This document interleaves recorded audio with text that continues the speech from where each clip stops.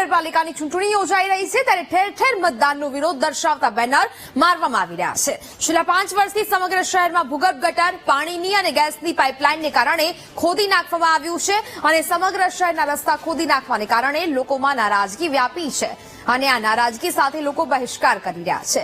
VTV ન્યૂઝે સમગ્ર શહેરમાં ground zero report કરતા અનેક વોર્ડ વિસ્તારમાં લોકો મતદાન નહીં કરવા માટે મક્કમ હોય તેમ લાગી રહ્યું છે।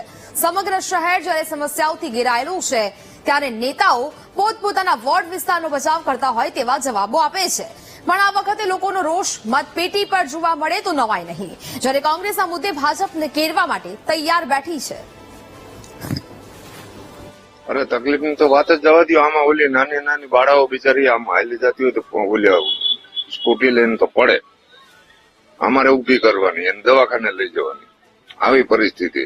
મતદાન કરવું જ નથી, બહિષ્કાર। ત્યાંની પરિસ્થિતિ તમે નજર સામે જુઓ છો તો ખંડોમાં પાણી જોવે પેલા કૂતરા મરી જાય 12 15 આજ મોબાઈલ ઉપર જોઈ શકો 15 ફોન કરેલા, રૂબરૂ ત્યાં કેવા ગયા છતાં કે અમને મેસેજ કોઈ ફોન ઉપાડે નહીં। આવી પરિસ્થિતિમાં શું કરવાનું? આ બધા મોટી મોટી વાતો।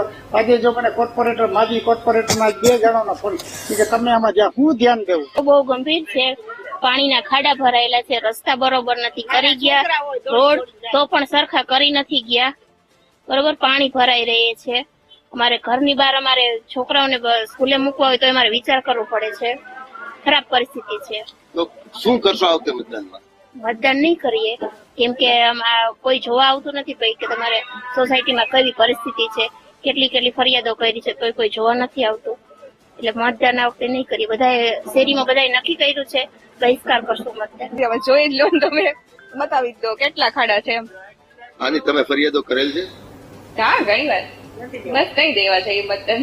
મેં વાત કરીને કે શહેરમાં ભૂગર્ભ ગટર પાણીની લાઈન અને ટોરેન્ટના કામ ચાલુ છે, ક્યાંય 2 કામ પૂરા થયા હોય અને 1 કામ બાકી હોય તો રસ્તાનું કામ ન થયું, એટલે લોકોના મનમાં ક્યાંય ને ક્યાંય દ્વિધા હોય, અસંતોષ હોય, એને કારણે લોકો બેનર લગાવે છે।